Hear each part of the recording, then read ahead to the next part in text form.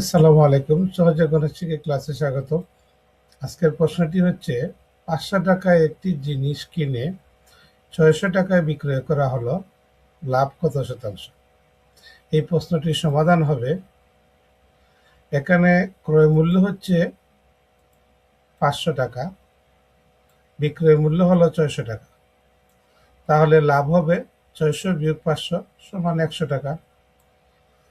তাহলে লাভের শতাংশ বের করতে হলে প্রথমে আমাদেরকে লাভটিকে ১০০ টাকাকে প্রথম ক্রয় মূল্য দ্বারা, অর্থাৎ ক্রয় মূল্য দ্বারা আমরা যতদিন কিনেছিলাম সেই মূল্য দ্বারা ভাগ করে ১০০ দ্বারা গুণ করলে লভ্যাংশ পাওয়া যাবে। তাহলে ১০০ দ্বারা ৫০০কে কর্তন করলে হবে ৫, ৫ দ্বারা ১০০কে ভাগ করলে হয় ২০%। এখানে ৫০০ টাকা ক্রয় করে ৬০০ টাকায় বিক্রি করলে লাভ হবে ২০%।